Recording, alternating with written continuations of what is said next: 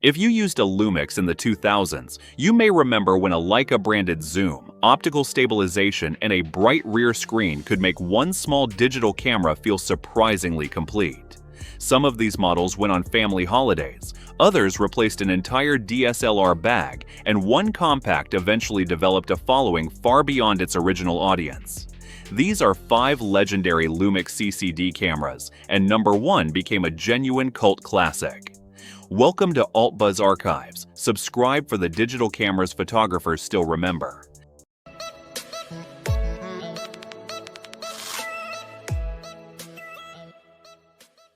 At number 5, we have the Panasonic Lumix FZ50. When Panasonic dropped the FZ50 back in 2006, it arrived as a full-blooded alternative for photographers who wanted serious DSLR-style handling without changing lenses. This was not some resigned compromise. This was Panasonic making a genuine statement about what a fixed lens camera could do. That 10-megapixel CCD sensor paired with a Leica DC Vario Elmarit covering roughly 35 to 420 millimeters equivalent. The key was that manual zoom ring running along the barrel, something that made the camera feel genuinely familiar to anyone coming from a film SLR. Turn it, and the lens moved the way your muscle memory expected. No electronic slider, no feeling disconnected from the mechanics, raw support, electronic viewfinder, hot shoe, full manual exposure, everything built into something that looked and felt serious and substantial. Bridge cameras of that era pulled in professionals doing documentary work, travel photographers who didn't want to juggle a lens bag, and enthusiasts who liked the idea of fixed lens consistency. You could take one large camera and cover everything from wide landscapes to distant subjects without once removing a lens. That was the proposition, and for many photographers it made genuine sense. What it represented still matters in retrospect. It showed that bridge cameras were serious propositions, that one lens could be enough, and that photographers were willing to trade zoom flexibility for optical stability and permanent coverage. The FZ50 never once apologized for its size or its fixed lens. It fully embraced those characteristics as features. To be fair, the FZ50 had real limits too. That small sensor struggled once ISO climbed. The electronic viewfinder felt dated even by the standards of its own decade, and the body stayed large despite never offering an interchangeable lens. There was no upgrade path beyond the lens Panasonic gave you. But none of that erased what the camera got right. That's exactly why the FZ50 opens this countdown. At number 4, we have the Panasonic Lumix TZ7. Here's where the story shifts fundamentally. The TZ7, or ZS3 if you were buying this in North America, arrived in 2009, and it crammed nearly everything the FZ50 offered into something that fit in a jacket pocket. A 12 times optical zoom packed into a compact travel body with the same Leica DC Vario Elmar lens engineering, another 10-megapixel CCD setup, optical image stabilization that actually worked, HD video in AVC HD light, and a rear screen large enough to feel modern and capable. This was the camera Panasonic sold to ordinary families who wanted genuine focal range without genuine sacrifice or complexity. The TZ7 story is about access and freedom. You could move from 25mm equivalent wide angles straight through to 300mm for distant details. Holiday photography just opened up in ways it hadn't before.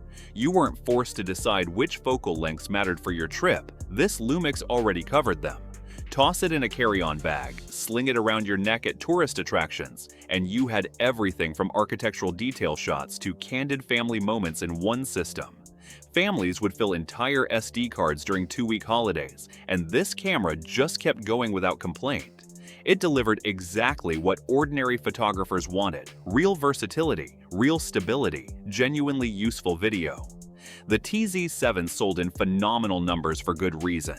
It remains one of the most recognizable Lumix travel cameras precisely because so many people owned it, trusted it, and carried it year after year. It represents an entire era when compact cameras with serious zoom could be packed into carry-on luggage. That era is gone now, which makes it worth remembering.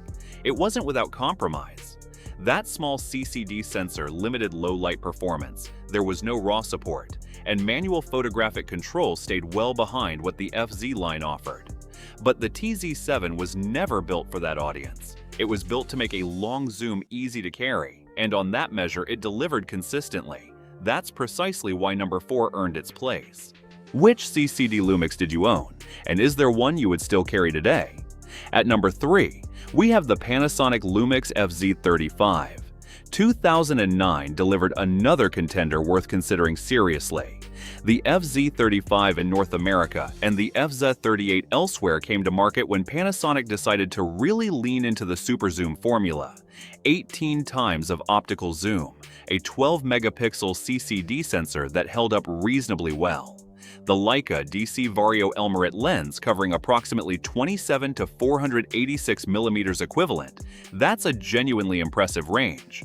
RAW files, manual exposure control, electronic viewfinder, HD video, optical stabilization that had been refined across the entire lineup, a body that somehow remained relatively compact despite packing everything an all-in-one camera could reasonably include. What made the FZ35 such a convincing proposition was its refusal to compromise on any single front. At 27mm, you had genuine wide-angle coverage for landscapes and environmental shots, normal focal lengths for everyday photography, then 18 times of reach pushing toward 500mm equivalent for distant subjects. A traveler could photograph an entire destination from a single position without moving. If you wanted raw files, you had them. If you wanted manual control over exposure, it was there waiting for you. For photographers genuinely weighing a DSLR against this one camera, the decision suddenly wasn't obvious anymore. Yes, a DSLR had a larger sensor and better high ISO capability, but you carried multiple pieces of equipment, multiple lenses, multiple accessories. The FZ35 was one ecosystem. No accessories to lose, no sensor dust to worry about, no lens decisions to make every time you picked up your bag. Panasonic had built the best one-lens system possible at that moment. That confidence, that focus, made the FZ35 genuinely memorable among the super zoom generation. It was never going to outshoot a DSLR in dim light, but for travelers weighing one compact system against a full bag of gear, that trade-off was an easy one to make. We're halfway through. The next two cameras shaped how photographers think about compact photography today. If you're enjoying this dive into forgotten digital cameras, subscribe now so you don't miss what's coming. For extended research, behind-the-scenes breakdowns, and full archive access to every camera we cover, check out the membership link in the description. Just click the join button to get instant access to everything. Let's move forward. At number 2, we have the Panasonic Lumix LX5. Now we shift into different territory entirely. The LX5 arrived in 2010, and it represented Panasonic saying something fundamentally different. What if we made a premium compact for photographers who actually wanted to think about their photographs instead of just pointing and shooting? This wasn't about zoom range. This was about building a genuinely small camera that an experienced photographer could still engage with meaningfully and purposefully. The LX5 carried a 10-megapixel CCD sensor that was considerably larger for its class, a 1/1.63-inch sensor that made a genuine difference in how images rendered. The Leica DC Vario Summicron lens covered a 24 to 90mm equivalent range that covered the focal lengths serious photographers actually used most often in their work. That deliberate focus gave them room to make the lens faster, maintaining apertures that helped in available light without pushing ISO into uncomfortable territory. Raw files were there, full manual exposure, physical controls you could actually adjust with real purpose, a hot shoe for accessories, an optional electronic viewfinder, optical image stabilization, everything built into something small enough to carry in a jacket pocket or small messenger bag. The LX5 occupied a very specific space in the digital camera world. It wasn't trying to replace a DSLR system, it was offering an alternative for photographers who wanted to carry something lighter when the larger camera felt unnecessary. Canon had their PowerShot G series doing similar work. Ricoh had the GR Digital, Nikon built premium compacts, but the LX5 gave Panasonic's answer to the question, What if serious photographers could accept a smaller camera that still offered raw manual control and thoughtful engineering? That philosophy still resonates today with modern photographers who seek out older premium compacts specifically because they offer exactly what the LX5 provided: actual control in a genuinely pocketable form. If one of these Lumix cameras was part of your photography story, share that memory below. You can support AltBuzz archives through Super Thanks. At number 1, we have the Panasonic Lumix LX3, and this brings us to the camera that genuinely transcended its own product cycle and developed a cult following that refused to fade. The LX3 arrived in 2008 when the compact camera market was chasing opposite directions entirely.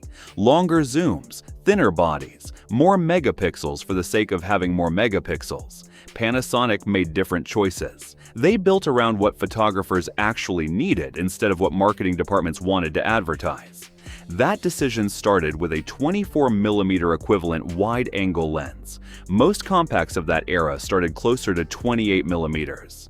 24 gave the LX3 an immediately wider perspective, opening up entire categories of composition, street photography, environmental portraiture, travel architecture, interior scenes. You felt the difference immediately when you used it. The Leica DC Variosummicron lens opened to f2 at the wide end, which on a small sensor translated to practical low-light capability that actually worked in real shooting situations. Raw support, full manual exposure, a physical aspect ratio selector that let you choose different formats directly from the camera body. You could shoot one image as a square, another as a traditional landscape rectangle, another in cinematic proportions, all captured natively without cropping later in post-processing. Optical image stabilization, a hot shoe for accessories, everything in a genuinely compact body wrapped in industrial design that looked exactly like what it claimed to be. A serious camera built for serious photographers, but in small packaging. Here's why the LX3 became what it became over time. The camera launched into a world where photographers already cared deeply about these specific things. Raw files in a compact camera, manual control in a compact camera, wide-angle perspective in a compact camera, multiple aspect ratios. Panasonic had built the LX3 around decisions that actually mattered to photographers who would actually notice and care about those decisions. Photographers carried the LX3 instead of larger cameras. Street photographers embraced the physical controls and the genuinely wide perspective. Content creators discovered the wide lens created distinctive compositions. Over time, its reputation actually grew stronger rather than fading. When digital photography culture began rediscovering older cameras, the LX3 was already known and respected among photographers who had used it consistently. When CCD sensors and film-like aesthetics became fashionable again, the LX3 was already established as the camera photographers had been reluctant to forget. It wasn't a hidden gem waiting to be discovered, it already had a reputation. The LX3 was never the Lumix with the longest zoom or the largest sensor.